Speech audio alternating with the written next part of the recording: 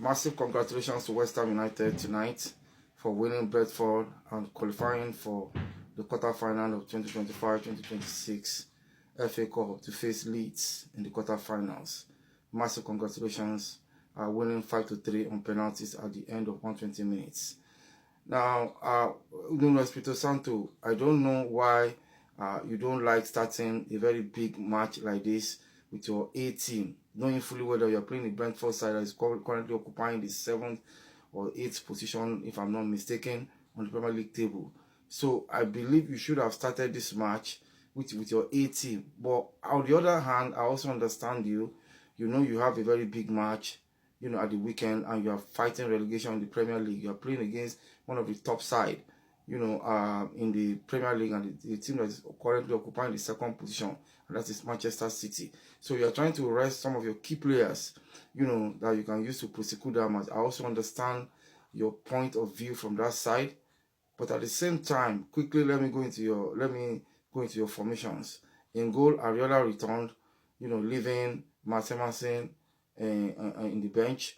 And at the right fullback, you left Aaron Wan-Bissaka on the bench, while Kyle Walker-Peters took his position. At the left fullback, you left Elhadji Diouf and Meyers on the bench, and you used Oli Skars to prosecute that position. At the central defensive position, you paired Alex Disasi with Mavropanos, and in the midfield, you paired Matheus Fernandes and Kante, and using Thomas Souček as your box-to-box, midfielder. And on the left wing, you left Crescencio Somerville on the bench, and you started the match with Adama Traore. On the right wing, you use your captain, Jarrod Bowen, and up front, you top strike with Pablo. Good formation for you. It worked for you, like I've said. You won 5-3 on penalties, at the end of 120 minutes. But like I've said, I believe you should have started this match with your A team. Now, quickly, let's go into your substitutions. Your substitution, you removed Oli Skars, and you introduced Meyers. I thought you would bring in Elhadji Diouf, but you introduced Meyers. Good, he played very well, and you pulled out Adama Traore, and you introduced Crescencio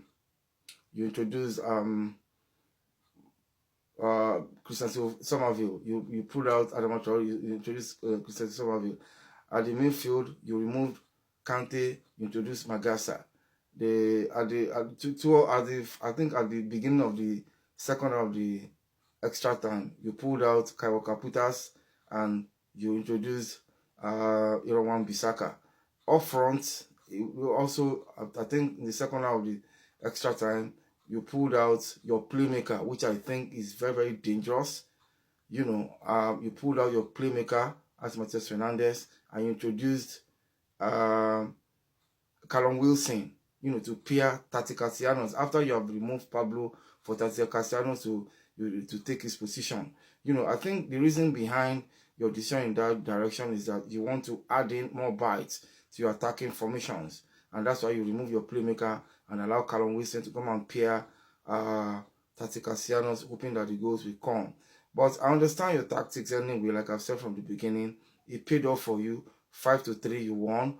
But one thing I would just say is that whenever you have a big match like this at hand, I believe strongly that you use your A team. There is this adage that says a bird in hand is worth more than 2 in the bush. Why don't you win one first and then see how you can win the next one? Although, like I also said before, I understand your position. You're trying to look how you can fight this relegation battle and how you can win a very big side like Manchester City. So on the overall, congratulations to you. 5-3 ended. The penalties were well taken. All the penalty takers for West Ham in tonight's penalty shootout, they were well taken penalties, and kudos to them all. And I wish you the best of luck as you take on first of all this weekend against Man City. And as you progress to the quarter-final of the FA Cup to face Leeds. Now back to the Premier League. You know, the team is improving, no doubt about that.